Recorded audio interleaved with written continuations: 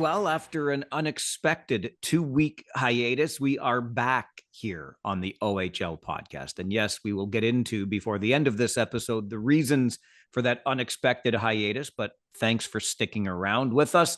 Thanks for the messages in the meantime, between time.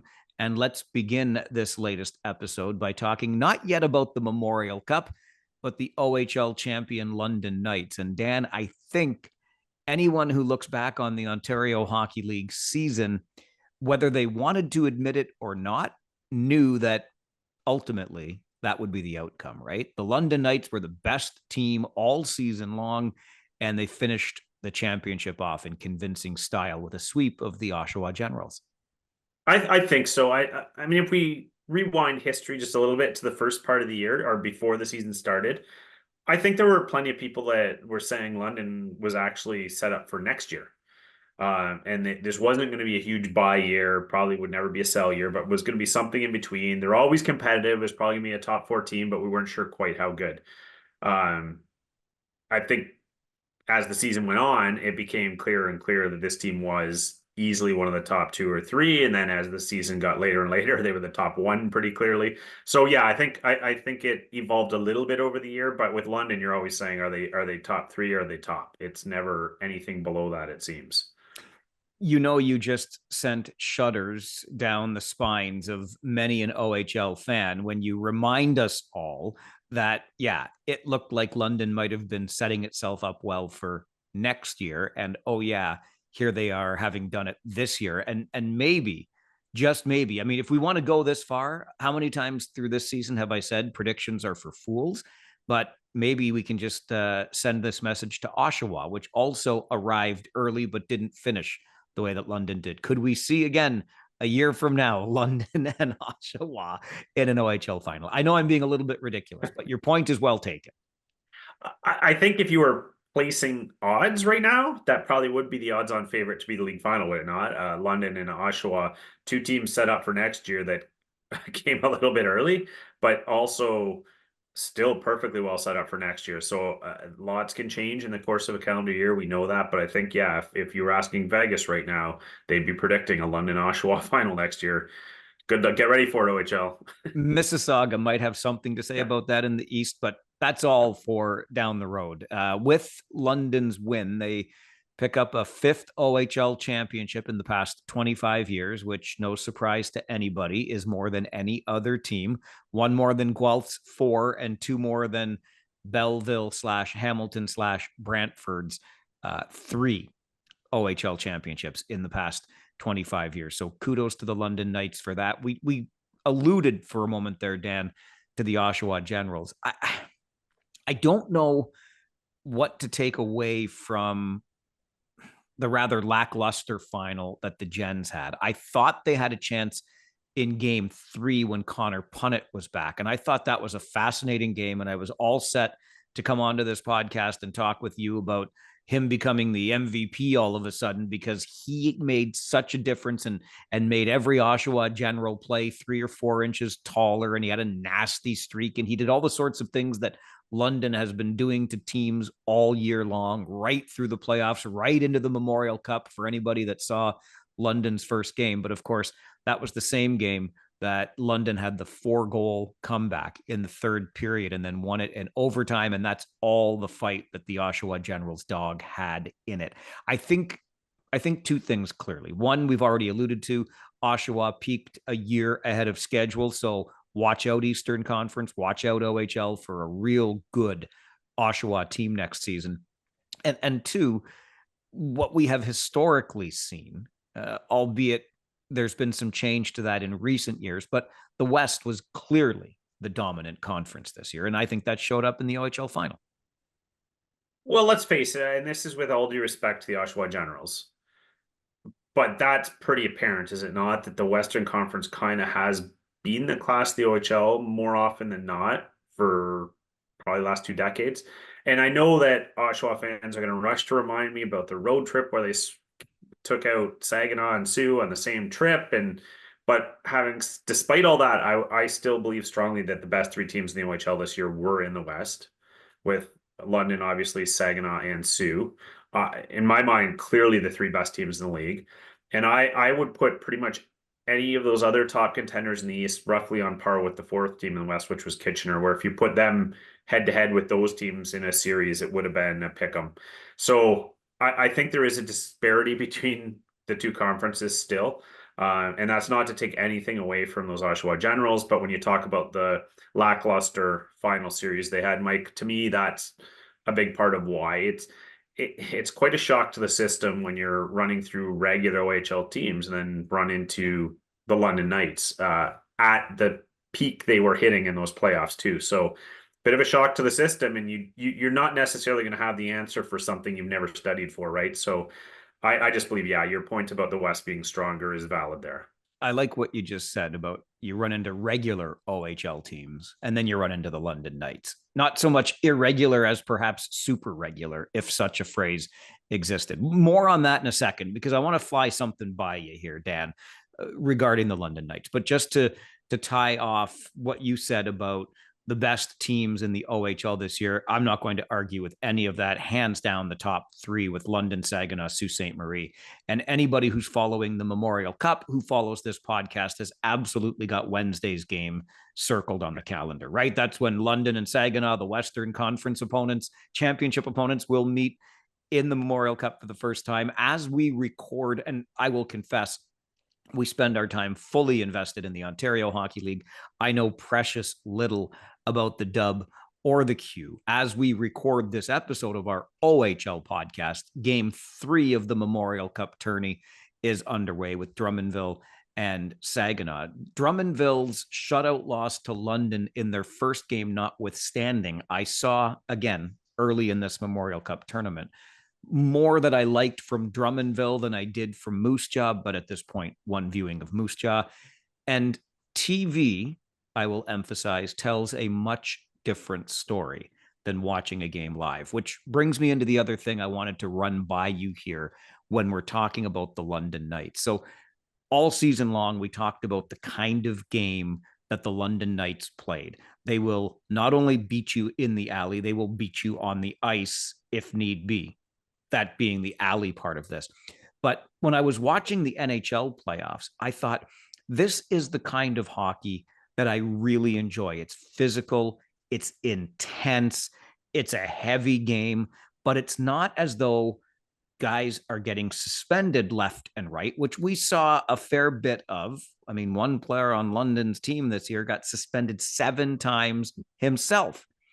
But I realized after listening to Brad Marchand talk that maybe TV just doesn't tell enough of a story, because I was really taken aback by what Marchand said, because what I thought I was watching was, again, physical, heavy hockey where you're paying the price. So I could pick out all the cliches to win games, and it's kind of a win at all costs mentality. But what I didn't think is what Marchand said, and I'll quote it for anybody who may have missed it or forgotten about it by now. People don't want to say it, Marchand said, but part of the playoffs is trying to hurt every other player on the other team. The more guys you take out, the more advantage your team has. People don't say that, but that's just a fact of the game. Let me put this to you, Dan Mahar. Did Brad Marchand say the quiet part out loud? And have the London Knights been playing that way all the way along, recognizing that that's the way you have to play if you want to win the game of hockey? I definitely think so. That quote jumped off the page to me too a couple weeks ago when Brad Marchand said it, and you don't ever hear someone admit that. Let's face it, the phrase intending to injure, intent to injure, or trying to hurt your opponent, those phrases are kind of taboo in hockey. No one wants to acknowledge it, and if you accuse someone of that, they get their rage up and say, what are you accusing me of? Are you accusing me of something dirty here? Nobody likes to be accused of that, but let's face it, in some level, that's really what it is. And when you watch the NHL game, the one thing that always jumps off the page to me when I watch an NHL game versus junior is those players finish every check. They get a piece every time. And when you have a guy like Dale Hunter behind the bench who played in some of those wars, he played in that Battle of Quebec, which was a bloodbath, literally. And then you look at some of these series he's been through in his career, he brings that experience to that dressing room to those kids, and he says, you better get a piece of every single guy every single time, and that's kind of that war mentality. So you might not be saying to your players, I want you to go out there and injure this player. But that's certainly the implication of what the strategy is when you're trying to get a piece every time, you're trying to wear them down, you're trying to beat them down. So word it however you want. If you're just trying to make it so that they're physically unable to compete because they're worn down mentally and physically, if that floats your boat to phrase it that way, fine. But at the end of the day, that's what you're doing. You're punishing them physically to the point where you're hoping they can't compete anymore. Whether they literally can't compete, they're off the ice injured, or they're just worn down on the ice. But that is the play. I literally, in watching early rounds of the NHL playoffs, thought that what I was seeing was kind of that professional courtesy. These guys are all out here as pros. They're making a living. They don't want to end anybody's career until I heard Marchand's quote. So, again, I'll chalk it up in part to watching on TV versus seeing a game live and not seeing as much of that stuff that goes in, that happens between the whistles that we've talked about, and chalk it up in part to naivete. So, on my part. So, let me ask you this then, Dan. How do we feel about this? Because really, again, what Marchand is saying is, nobody likes to admit it, but this is what happens at the pro level. The Ontario Hockey League, the Canadian Hockey League, is the best development league in the world. If you want to develop the players who will play on the teams that will win in the NHL, a la Brad Marchand's way, I know there's a bit of an ick factor, if you'll forgive the turn of phrase, because we're talking about quote unquote kids, but I'm just going to be brutally honest here. And this might fly in the face of something we talk about later in this episode with the Landon Sim suspension for saying the wrong word. But if I'm being perfectly honest with you, I'm okay with it. This is what competition should be all about. And as long as you're aware of and have an understanding of what the rules of play are, so to speak, then have at it. Oh, I don't love the idea that you might actually be trying to injure the other person, but man, if it's the strongest surviving, if it's last man or woman standing, fill your boots. As long as you know that's what's expected when you enter the arena of play. I was talking last point, a random conversation with a former OHLer. We were talking about the London Knights, who I think are going to walk away with the Memorial Cup this year. We shall see.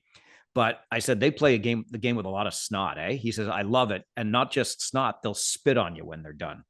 That's how it goes. Yeah, for me, it's a tough one for me to answer, Mike, because I'm with you about 90% of the way. I love the physicality, I love the engagement, I love the battle. There's a few current OHL players right now who are relatively high NHL picks, whom I won't name for not wishing to embarrass anyone, but who I feel, unless they unlock that part of their game, they're never going to make the pro level. That engagement, that physicality, that finishing their checks, that being able to absorb checks. It's kind of that Rocky mentality, right? You got to be able to give and receive. I love all that. For me, it's just that line, right? Just that line. And if you happen to injure an opponent in the course of a clean check, a relentless check uh, throughout the game or throughout a series, that's fine. That's going to happen. But the intent to injure with the stuff that crosses the line, the elbows, the dirty stuff, that's where I take some issue with it. And I know some people say, "Well, that's all hockey. You're going to get some of that." Well, really, the rules are there for a reason, and I think as long as you play within them. And the example I would give you right now, we talk about how vicious the NHL has been. Well, a certain OHL laden roster right now in the Dallas Stars, the Hockey Night in Canada crew was making the point the other day about how they're playing between the whistles and they're just skating away for most of the scrums. When someone's in their goalie's face at a whistle, they're not doing the nonsense shoving, and it's kind of novel for that level of hockey. Usually, you get a lot of shoving and pushing and punching and gloves to the face. Dallas clearly has the message: just skate away from that. So, trying to toe that line, right? They're playing still a hard physical game, which everyone can do. They're a heavy team, but avoiding the nonsense, the stuff that crosses the line. Because I think, I don't know, maybe I'm a minority here, Mike, but at the end of the day, I want to see Boston lose. Trust me, I want to see Boston lose. I don't want to see Boston lose because someone took out Brad Marchand. I don't want to see Toronto lose because someone took out Austin Matthews' knee or Willie Nylander's head. Like, I want it to be within the rules. Is my only point. And I think in large part it is, but I hear where you're coming from. And what I think we see less and less of are those deliberate, Bobby Clark on Karlamov or whoever it was, right? Yeah. So you see that, right? Well, frankly, do you want me to bring up Dale Hunter on Pierre Turgeon? I mean, I could do that too. There was clearly an intent to inflict some punishment there in a highly illegal way. I do think we're seeing less and less of that. But the other thing that struck me in this same vein, and if you'll forgive me for taking it a step further, but this has really stood out to me now. The London Knights play in the Midwest Division. We have seen the style that they brought to the league, brought to the game this year, and how successful it was. Dale DeGray is quoted this offseason in making the coaching change in Owen Sound that he wants to get back to that blue collar style of hockey in Owen Sound. Let's have the style of hockey fit the blue collar style of the community. The Guelph Storm already have Ryan McGuire. Thank you very much. You want to talk about a guy that plays with snot? I'll introduce you to Ryan McGuire.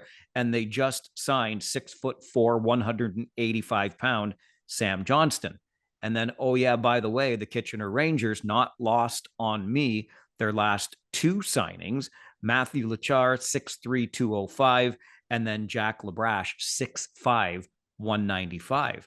We saw Erie in the first round versus the Kitchener Rangers. They're a lot to handle. They had a heavy top end with their trio of forwards on their top line.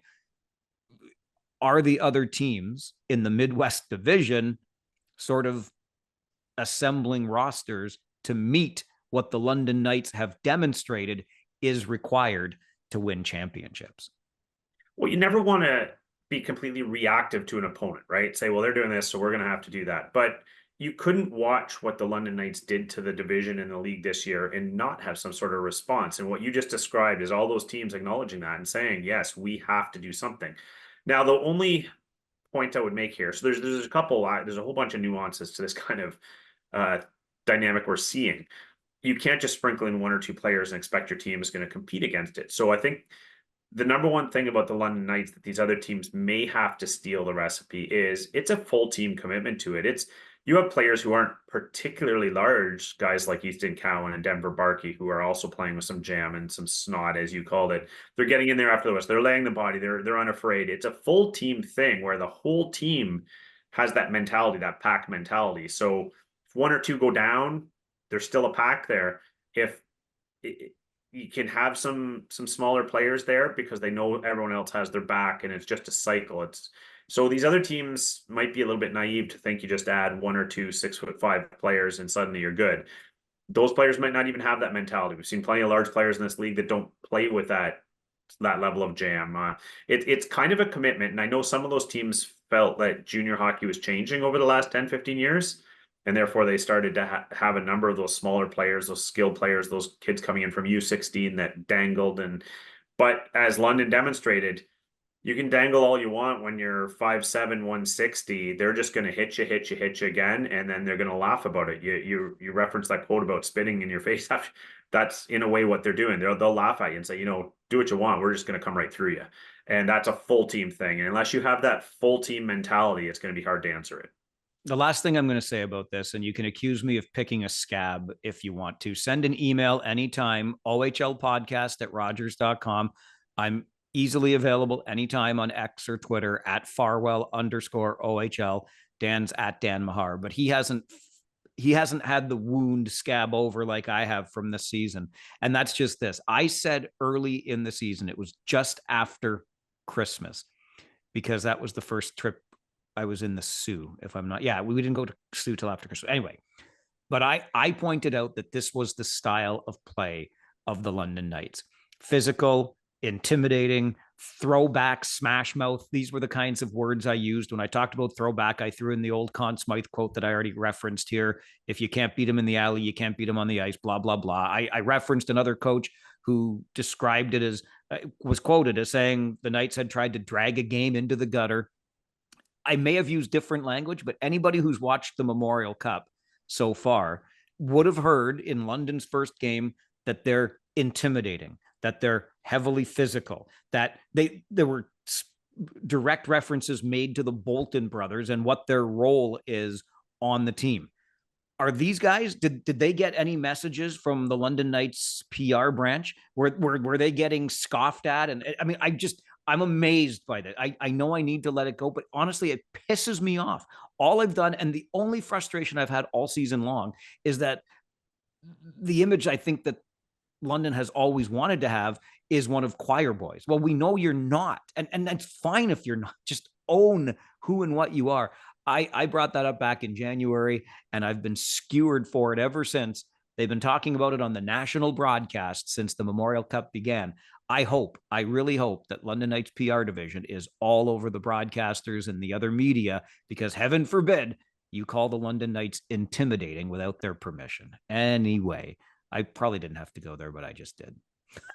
Well, to have your back a little on that one, Mike, it is crazy to me that anyone in the London area gets upset with that.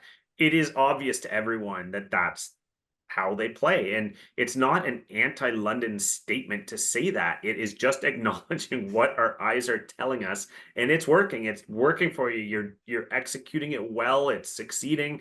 Why shy away from that? Why not own that? And you look at, the Broad Street Bullies and the Boston Bruins teams of the past, they owned that identity. And there wasn't any of this hurt feelings over someone calling them on it, because that was the brand. That's what they loved. And you know what? I'm not saying that the London Knights are the Broad Street Bullies. We know things have changed. The game isn't the same. It's a different dynamic. But just own your identity. You clearly choose to play that way. You succeed at it. Just own it. That's not anti-London sentiment. Anyway, there Bingo. You referenced the big bad Bruins. That's another one that I heard multiple times on the broadcast. The big bad London Knights. So there. I think, Dan, as we shift into Memorial Cup mode here, I saw you maybe raise an eyebrow when I said earlier, I think this is London's tournament to lose. Again, confessing, I know next to nothing about Moose Jaw, and I'm currently watching the end of the second Drummondville game. Okay. I think the game on Wednesday night, truthfully, Saginaw London is going to be the game of the round robin. I think I'm being Captain Obvious on that count, but I don't see any of these other three teams touching the London Knights. Thoughts? Yeah, I think the London Knights are obviously the favorites, right? And the odds makers have verified that. The only point I would say, and this isn't really a counterpoint so much as just pointing out the obvious, that if you win your league, you are not a chump. You're a good team. And I think from what I followed in the Quebec League this year, as well as out West, both teams were, I don't want to say surprise winners. They were both very good teams, but not necessarily the team expected to emerge. And they emerged with authority, both sweeps as well. When you're sweeping your league championship series, you're a good team. And this Drummondville team is not loaded with household names like some of the Saginaw Spirit and London Knights are. And the Moose Jaw Warriors do have a lot of household names out there. They have a lot of high NHL picks, a lot of offensive dynamism, kind of not that different from Saginaw, to be honest, where question marks in goal might not defend quite as tightly as the London Knights do, but can give you a lot of problems in your own end, especially when they get on the power play. So I always feared the nondescript teams, Mike, that succeed as a team, like the Drummondville teams, because they game planning against them, you don't really know what to do. And we saw when London came out against them, London just said, you know what, we don't care. We play our game. They hit them, defend, and you know what, that worked. So it'll be interesting to see what they do against a team like Moose Jaw, who has a few more obvious players to shut down. If that changes at all, we know what London's probably going to do to them. It's just pound, pound, pound. So yeah, but to come back to your full circle point about this tournament, in a short tournament, anything can happen. There's a lot of single game eliminations as we get going down the road here. Clearly, London's a notch better than Saginaw right now and has proven that. But in a one game thing later in the week, who knows? Saginaw certainly has the firepower to beat any one of these teams on any given night. So yeah, that's the only reason I raised an eyebrow is, yeah, I expect London is the odds on favorite, but it certainly would not shock me if any of them won. That's not really definitive, is it? Get off the fence. How are those pickets feeling in your ass? Come on. But that is the wild card in all of this, right? Is the tournament format, and in a single game elimination, if you just don't have your best and somebody else does, or they just have better that night. I hear where you're coming from. Listen, the Dub had better hope that Moose Jaw has got something for them this year. They've only won one, Dan, of the past 13 Memorial Cups. They won back-to-back championships in 07 and 08, the Vancouver Giants and then the Spokane Chiefs, and they've got just one now of the past 13, which ironically was played in London. 2014, the Edmonton Oil Kings come from behind in the third period to beat the Guelph Storm. But that's the only WHL team to win a Memorial Cup in the past 13 championships. That is one hell of a dub drought. You might get me in trouble here, Mike, again with some of our Western followers, because you know that it's been a little bit of a hobby horse for me, or a pet peeve I've been ranting about for years about, and I'll use the term for lack of a better term, but the WHL I believe is slightly overrated in the overall scheme of things, and I've said the Q I believe is slightly underrated. But what I mean by that is in terms of draft picks to the NHL, the rankings going into the draft, how these teams are perceived. Like we always hear about these good, tough Western boys. We've been hearing this narrative for a long, long time, but the results haven't necessarily backed it up. And you can make all kinds of excuses for why that's occurred. But let's just remind our listeners that the WHL and Q actually have a slight advantage over the OHL coming to the Memorial Cup, as in there's fewer trade restrictions. These teams can load up a little more than the OHL teams. They can trade first round picks. They have a couple more cards. So they can actually stack teams a little more than the OHL teams do. And we know London didn't load up. London added Caleb Lawrence. They didn't go hog wild. So these should have been big advantages to the Moose Jaw Warriors and the champion from the other two leagues. But the results have not been there for the West. So I use this as a sales pitch for the O, Mike, and that the O is a really, really, really strong league, and I'm not sure it quite gets the full credit that it should. But your stats kind of bear out what I've been saying, is that WHL is a tiny bit overrated, in my opinion. If you're watching on our YouTube channel and you see Dan and I and our eyes being averted from time to time, it's because we have televisions on in the background, just keeping an eye on the Saginaw Drummondville game as we record this episode of the OHL podcast. When last we recorded one of these episodes, we were talking about the attendance. Particularly what struck me was the third round Western Conference final attendance for the Saginaw Spirit, which was lower than its season average, about 600 lower. And it just got us speculating a little bit about what the Memorial Cup would look like. Now, a couple of numbers that I think you can take with a grain of salt, but you often hear these projections. So by hosting, they're talking about a $25 million injection of tourism into the area. Fine. 17,000 visitors coming into the Great Lakes area in Michigan. Also fine. I would take those numbers with a grain of salt, but I think one that is an important number is that about 2 weeks before the Memorial Cup began, the Saginaw Spirit were reporting that 85% of the tickets had been sold, which is a pretty nice number. And I think it helps huge. It really does. Not only that London fans travel well, but geographically, it's plenty close, right? If the other team coming in was a lot further away, says again, Captain Obvious, it's going to be a different story. But the attendance from fans on the Canadian side of the border, and particularly from London, I think is huge in all of this as well. You have to figure they're anticipating that though, right? A little bit, because there was a lot of concern, crossing the border for the first time. Does the American audience really understand the significance of a Memorial Cup tournament? I know you get your diehard fans in every market, and Saginaw certainly has those. So I'm not talking about you folks. Obviously, you support the team, but it's that wider net you have to cast for a tournament like this. And we all know how these tournaments operate, much like the World Juniors, where often you're telling fans that if you want in, you have to buy the full tournament package. And the prices are going to be a little higher per game than you're used to. So when you can have a week-long tournament that costs you the equivalent of your season tickets to see the Saginaw Spirit, you're going to lose some people just based on the economics. Some people don't have that kind of disposable income for a week-long tournament, or certainly not the discretion to spend it on teams they don't really know. When you're going to pay for a Drummondville Moose Jaw game, and you might not be quite that into junior to really want to pay that for that. So there's a lot of factors that go into hosting a Memorial Cup tournament and the success of it and who's going to be there. So that's why these tried, tested, and true hockey markets are the ones they like to lean towards because they know that those people will say, "Oh yeah, I'm all in for the week," and $1,500 or whatever it's going to be for tickets to this is well worth it. It's going to be a once in a lifetime thing. But if that's not your mentality, if you're not quite there, then it becomes a bit of a burden or big ask for those fans. So yeah, there's a few dynamics at play here, and it made me raise an eyebrow, Mike, earlier this week when I saw that there were tickets available to all of these games, including the Saginaw games. Not many, but some leading up to the few days before the tournament. All right. Believe it or not, despite all that we've talked about so far, there is so much still to discuss, including Landon Sims' suspension in the Western Conference final. Was it nasty?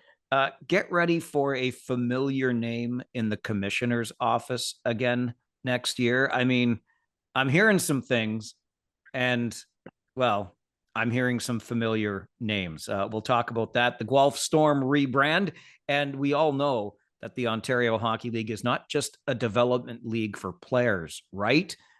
Absolutely, when you look at the NHL playoffs. So we've got all of those storylines to still touch on as we continue this episode of the OHL podcast.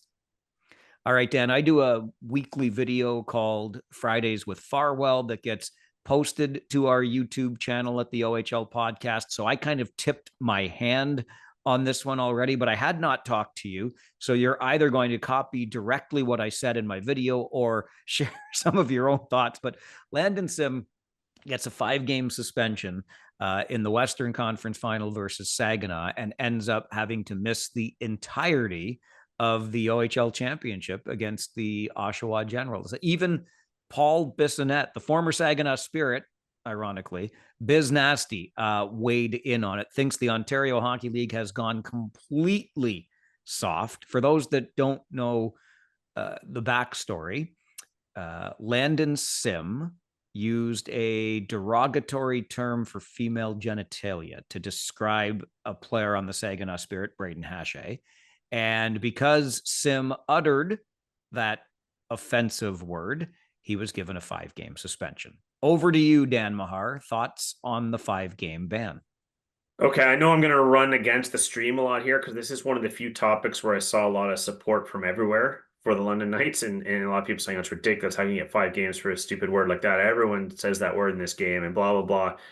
I'm going to swim again a little bit against the stream, Mike, and actually going to sound a little bit like your Friday with Farwell episode because I come down to the very basic. If you can't do the time, don't do the crime. And this word and these terms were clearly spelled out to these players. Use them. Here's the punishment.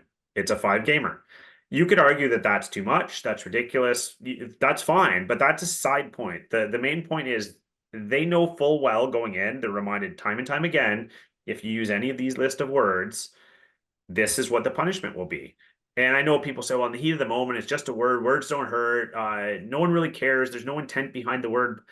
Got players question other people's masculinity and manhood out there all the time, and it's nothing to do with inclusive.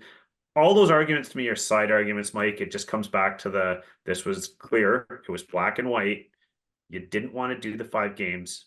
Don't say the word. Interesting way to look at it. And you're absolutely right, because that list of words does exist, and we know that this particular word is on it.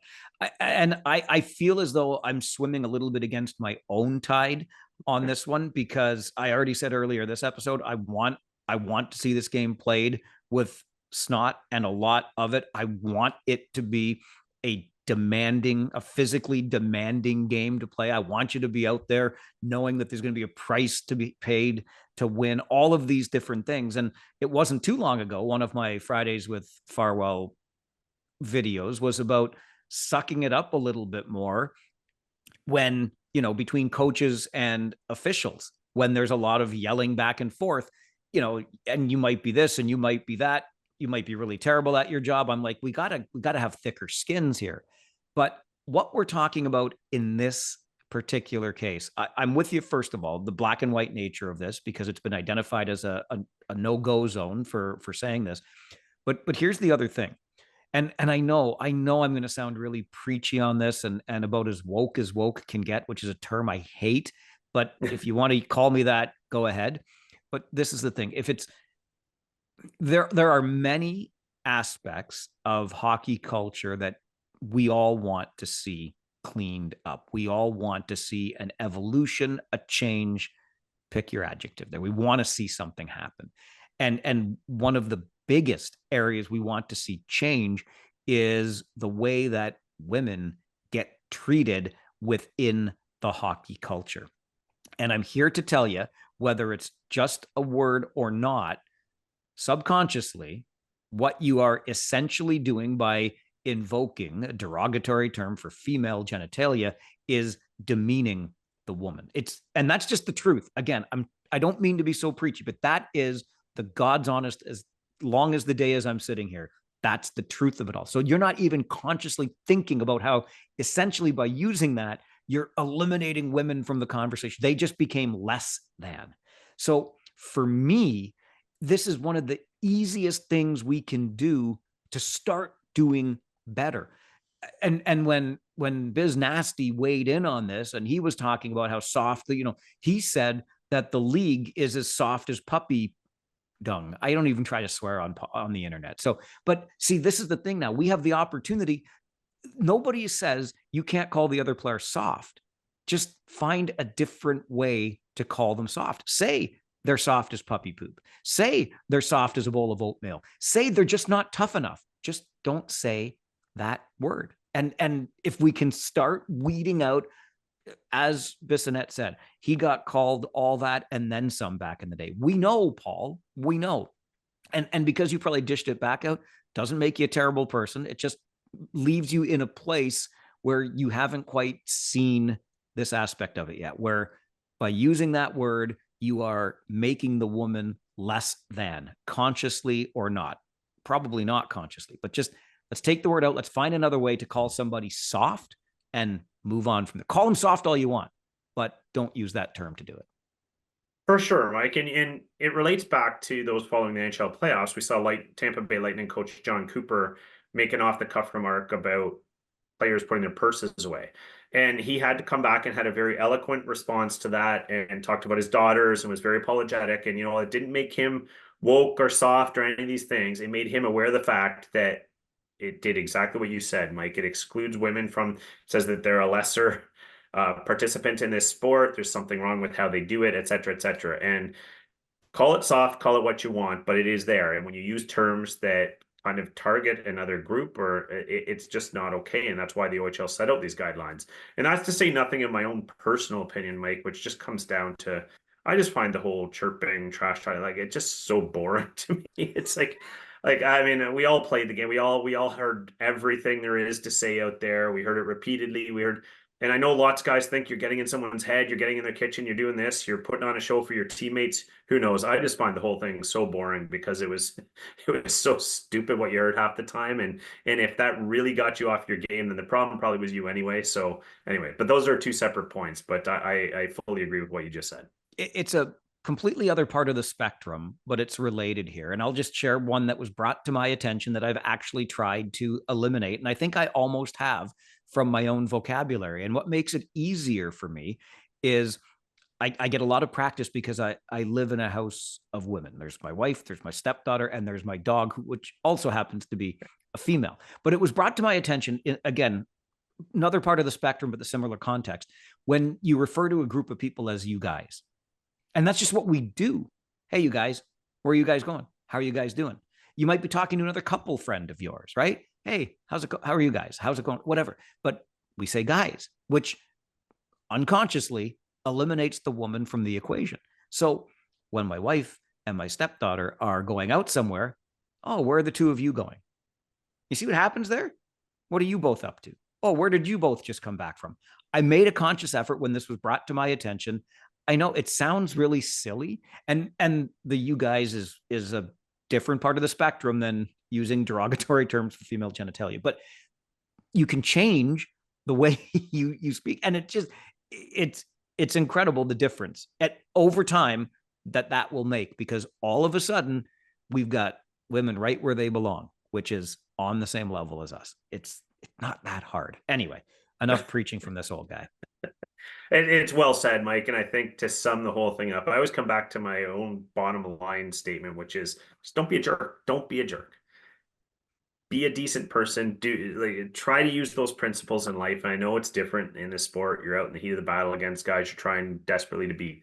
Having said that, just try not to be a jerk. If you try and live by that principle, usually you'll do okay. Well, we are in agreement here, at least you and me, that the 5 game suspension to Landon Sim was warranted. I feel like, Dan, we're going to agree that Braden Hashay, who precipitated the insult that Sim threw his way by threatening to break Sim's already injured shoulder, should have received some sort of supplemental discipline himself. If that's not a threat, I'm going to break your effing shoulder. I don't know what is. As so often happens to be the case, it seems in hockey, they get the person who retaliates, but surely Hache deserved something here too. Well, and this is a little bit of a gray area, I suppose. I don't have all the facts on, Mike. It would seem maybe the difference is what the guidelines the league has set out. It would seem to me that making a direct threat like that should be in those guidelines.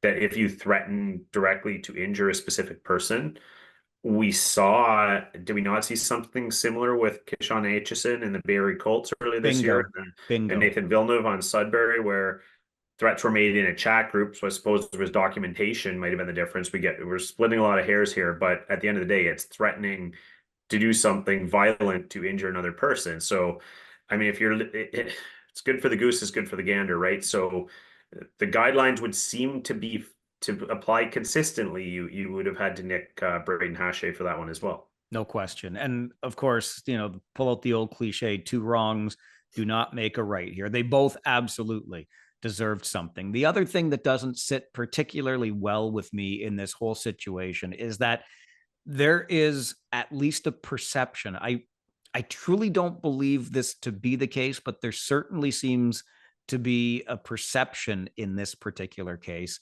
that the suspension was handed down from on high, a commissioner sitting on his throne, not giving anybody any avenue for or opportunity to appeal. And, it's kind of my decision is final. Now leave me alone. Again, I don't think that's the way it worked out, but that's the perception right now. And this is something I would strongly encourage the Ontario Hockey League to clean up. There has to be more transparency in the way suspensions are meted out. And you got to make it clear with that transparency and how they're meted out, but who's involved in the process, because it sure as hell isn't just David Branch. No, and that's actually exactly right, Mike. In my experience with this Landon Sims story, that was the thing that ruffled the most feathers. Was that it was ridiculous. There was no appeal process. That it was just final. There was no way the London Knights could have this case heard. Ken Campbell and the Toronto Star even took up that side of the case. So that was a big issue amongst junior hockey fans in this particular case. So you're absolutely right. The transparency could tell us certain things, like in the case of these terms, if it's the referee that hears it or something like that, there is no appeal process. There is no, or yes, there are mitigating factors if it was precipitated by X, Y, or Z, or at any rate, there needs to be some clarification of what is at play here so that people understand, because it looks to me like the league very clearly had a policy. You were caught using one of these terms, end of story, no appeal, 5 games. Okay, but then let's say that, because a lot of people seem to take issue with, I just said a word. Is there no appeal? These are playoff games. Come on. So you could clear a lot of that up. Again, we're coming back to the same themes with a little transparency and communication. You certainly could. And I'm a little bit worried that that might not be changing anytime too soon. And I'll tell you why, because we're talking about the commissioner here. And look, David Branch has been around for 45 years and he kind of does things his way. And the way he did them 45 years ago has to evolve. I think he's been very progressive in a lot of ways, but the league, and it is my hope when the new commissioner is installed that they will bring with them some different ideas of how to be more transparent, how to engage better with fans, media, so they can convey messages to fans, etc. Anybody that was watching the Memorial Cup might have heard Darren Dreger on one of the intermissions talking about the commissioner's search. It sounds as though Darren Dreger and I are hearing similar things. What Darren Dreger reported is that the OHL search committee believes it is close. to having its candidate. And Dreger stressed that David Branch would be there to help with the transition to the next commissioner. So I will say, and again, this is just what I'm hearing at this point, similar, but define close the OHL search committee to getting their preferred candidate. I don't think close means by next month. I don't think we're going to hear an announcement this summer. I don't think we're going to hear an announcement in the fall either. And I do think that aside from, along with being a part of the transition, quote unquote, so to speak, I think David Branch is going to be your commissioner next year. It'll be kind of like a contract basis sort of thing, but that's what I'm hearing right now. So get ready for more Branch and less Farwell. I don't. Anyway, that's what I'm hearing. So David Branch is going to be still have his at least finger on the pulse of the league, and I'm not sure we're going to be hearing anytime soon the preferred candidate. So.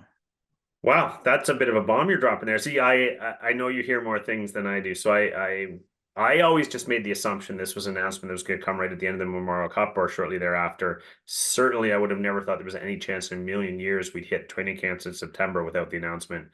So what you're saying is kind of huge news and kind of raises a lot of questions. How has it taken this long? Did someone drop out? You never know. David Branch sticking around to help with the transition when you've been there for 45 years. I mean, that obviously makes some sense to have that.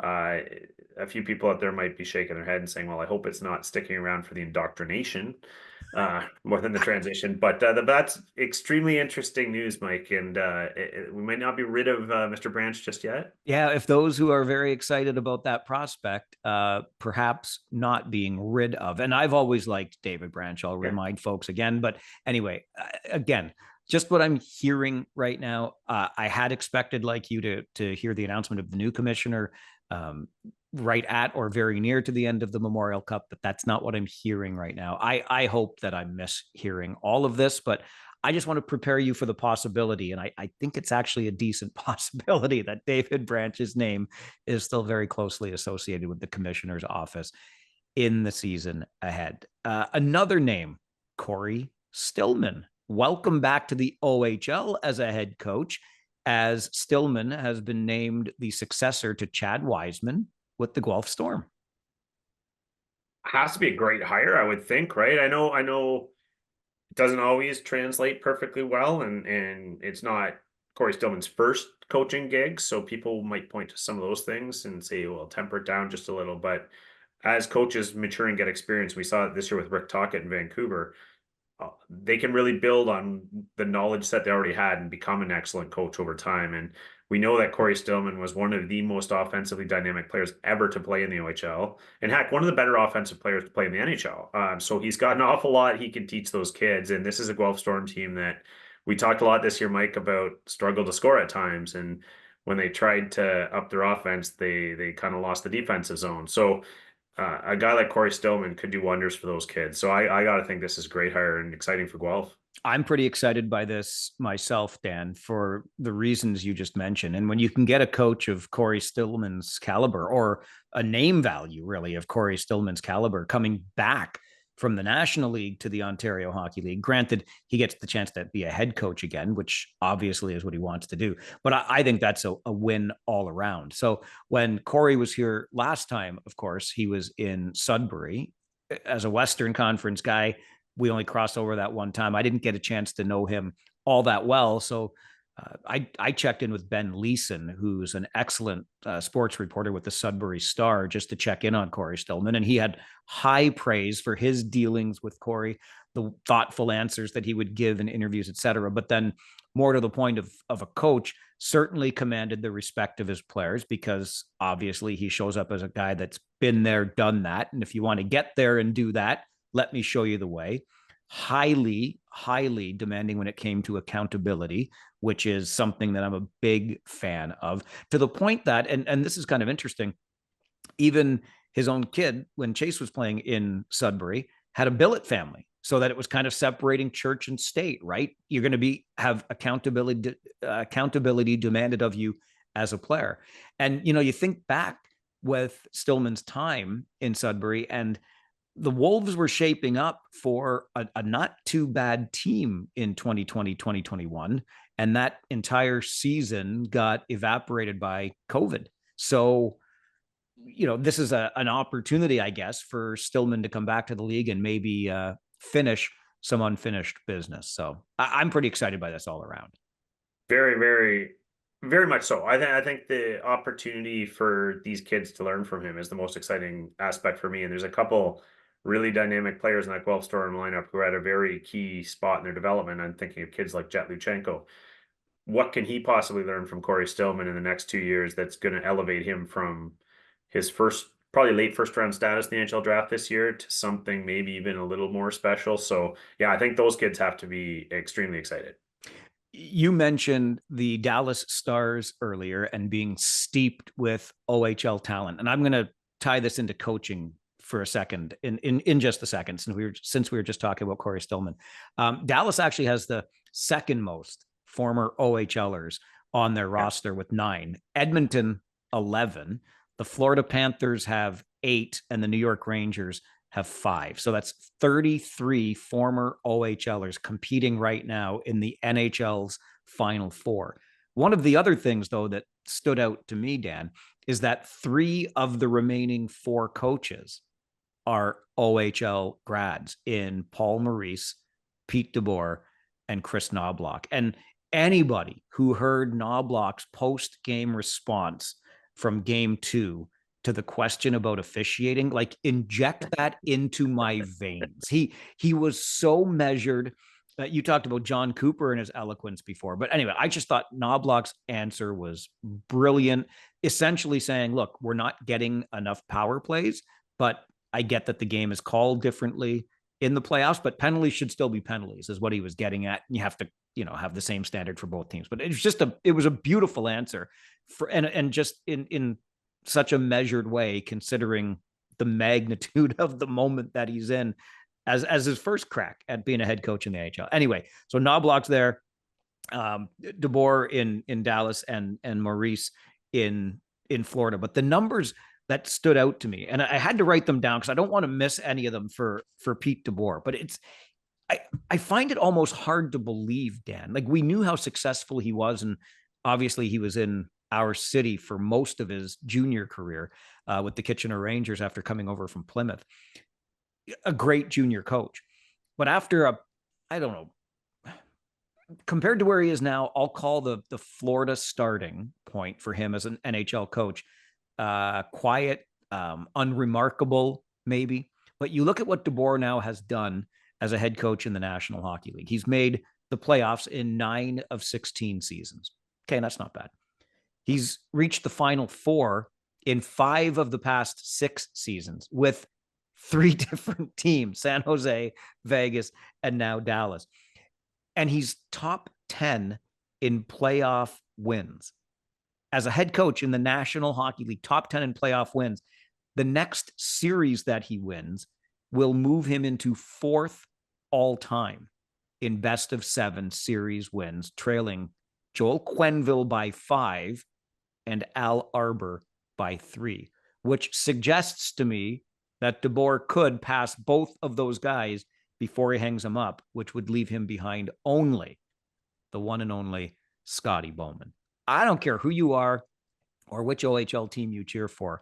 That is a hell of a pedigree in the National Hockey League for one Mr. Peter DeBoer. And speaking of Scotty Bowman, Paul Maurice is likely to join him as the only NHL coaches with 2,000 games coached. So there you go. Pretty impressive stuff. Yeah, there's a lot to dig into here. So I'll try and keep it brief on a few of the most impressive storylines for me. So for those that don't remember the history, Paul Maurice was kind of Obi-Wan and Peter DeBoer was Anakin, I guess. Paul Maurice in the Plymouth Whaler organization brought along Peter DeBoer. We all know what happened after that. Peter DeBoer, I mean, I could do a whole podcast just on Peter DeBoer. Mike, I've watched a lot of junior hockey in my life, a lot in Kitchener, and I will say that with all due respect to all of the other great coaches they've had here, Peter DeBoer was hands down and by a fair margin the best coach I've ever seen in Kitchener. Just dynamic ability to find fits in his roster, get things out of players that no one else saw. He sees things at a higher level, and you just rattled off. I think the most impressive part for me about what you just rattled off is doing it with all those different teams and even taking a fairly, I don't want to use the term run of the mill, but let's just say not necessarily championship caliber roster in the New Jersey Devils to the finals as well. Like he just gets a lot out of teams and he's probably one of the best coaches not yet to win a cup, and that may be coming. And but the last thing I'll just say on everything you've just said about these OHL ties in the finals, Mike, is what we've always been saying about boosting this league and the OHL. What a great league it is. When you look at the Edmonton Oilers roster, which is almost entirely CHL, but you said the numbers there about how many are actually OHLers, and three of the four coaches. It said if the proof is in the pudding, I still believe it's the best league, development league there is in feeding players into the National Hockey League. And if you want an NHL player, there's a number of leagues you can look to. If you want a top end NHL player or coach, look here because the results are what you just told us. I'm kind of pulling, I guess, for obvious reasons, for a guy like Pete DeBoer to ultimately win that Stanley Cup. You know, only 5 NHL coaches, this is wild to me, have been with their current teams for 2 or more seasons. None of those 4 guys that we're just talking about, Laviolette, uh, DeBoer, Maurice, or Knobloch, have been with their teams for more than 2 seasons. Only 5 out of the 32 in the NHL, 16%, have been there for more than 2 seasons, which makes the 7 coaching changes in the OHL this year maybe not seem all that uncommon, I guess. I don't know.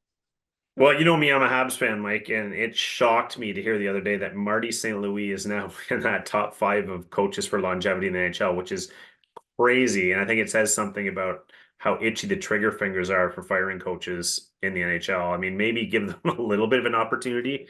I think I'm not sure which coach it was. It might have been Pete DeBoer, but one of them fairly recently mentioned that when you're only getting what the average lifespan is 1.9 years or something crazy, they're just learning the team at that point. They're finally getting to the stage where they can start to work with that core and you're getting rid of them.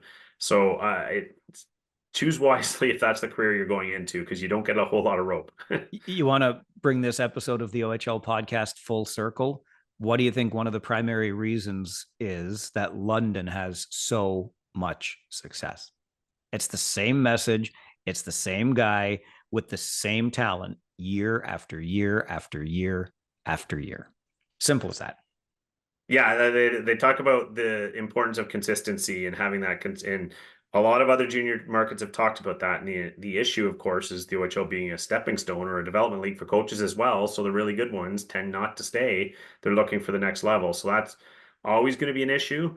But if you kind of strike gold like London has and have one that's not really looking to move on and is perfectly happy to stay here, we saw that with Brian Kilroy in Ottawa for all those years too. And that's kind of the golden goose, but I'm not sure we're going to see that too often. While we've been speaking, the Saginaw Spirit came back from a 2-0 first period deficit and they trailed 3-2 going to the third, but they hang on and they beat Drummondville 5-4 tonight. So the Saginaw Spirit 2-0 and the Volts are 0-2 to open the round robin. Yeah, and I should just say I appreciate those watching on YouTube putting up with my hostage video like background here, which is entirely selfish. It's to set up so I could see the game in the corner of my eye, like Mike mentioned earlier. But yeah, what a game. From what I could tell, in the part while we were recording, but certainly before that, 2 very evenly matched teams back and forth. But that Saginaw Spirit team on home ice moves to 2-0 in highly entertaining fashion. Probably a little bit of blood pressure issues for Chris Lazary right now based on how these games have gone, but 2-0 gets you into the semis for sure. Absolutely. And again, circle Wednesday night on your calendar with London and Saginaw meeting in the round robin before you move on into a tiebreaker, perhaps, and then the semis and the final. And we will be back in a week's time to talk about the Memorial Cup champions and then start looking ahead to the NHL draft and getting you ready for that before we call it a summer. Before we sign off today, there is something of great importance, and it's a heavier issue, but I wanted to I wanted to make note of our unexpected 2 week hiatus was prompted by me, and I want to let you know why. In my day job, which is a radio host, and I've been doing radio for about 30 years now, we've been kind of trained that, when you have an audience, you owe your audience certain things. And you've been with us on this podcast, and we've watched the audience grow, and we're so grateful for that. And then we kind of just disappeared on you for 2 weeks. So it's kind of crazy. But just after we finished recording our last episode, so I was up a little bit late. It was 11:53 p.m. on Monday, May the 6th, and I was putting the episode that we recorded together, and waiting for the computer to render some video, and my phone rang, and I received word that my son had died by suicide.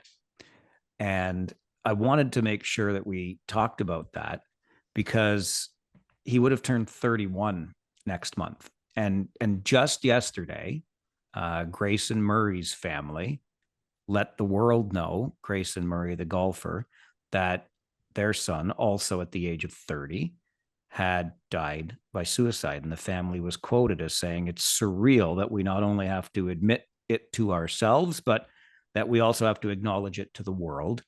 It's a nightmare."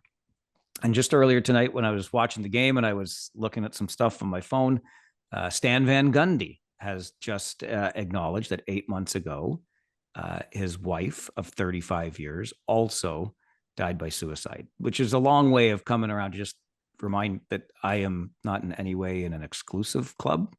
And it's sadly a growing club right now. And if you haven't noticed, during the Memorial Cup broadcasts, they have a 50-50 draw, which is going to be supporting the Talk Today program through the Canadian Mental Health Association. So I'm going to encourage you to go to memorialcup5050.com and buy a ticket to support that great work that the Canadian Mental Health Association does, because it is critically important that we get these supports, particularly for these young athletes. So wanted to let you know about that, why we disappeared, and how important I certainly think it is that we pay attention to these initiatives, and we pay attention to how we're all feeling. Yeah, thanks for sharing that story, Mike. And if I could add just quickly, comments from golfer Harry Higgs on the passing of Grayson Murray, who said, "You never know what people are dealing with. Mental health's obviously a beast. It's touched just about everyone now." And he just said simple advice to everyone: say something nice to someone you know every day, and say something nice to someone you don't know every day, because you don't know what kind of a difference that's going to make. And anyway, Mike, just to end, say that we all appreciate you, and being the public guy like you are makes it even tougher when these things happen. But our hearts with you and your family and everyone in this time. Yeah, we just want to we just got to find a way forward through all of this. And like I said, sadly, I mean, I've had 3 families just in my community who have gone through the identical thing, lost a child to suicide, who have already reached out. So it's kind of mind blowing to me how the depth, the extent of the problem. So we're focused on it. Memorialcup5050.com, supporting Talk Today through the Canadian Mental Health Association. Again, remember, shoot us an email anytime, ohlpodcast@rogers.com. Dan's on Twitter at his name, at Dan Mahar. I'm at Farwell_OHL. Give us a like, tell a friend, subscribe. We're with you right through the NHL draft in about a month's time. And we'll wrap up the Memorial Cup that London's going to win, right, Dan? We've agreed on that for this episode. So. Yeah, okay. Yeah. We might not even need an episode next week. Thanks for joining us on another episode of the OHL podcast.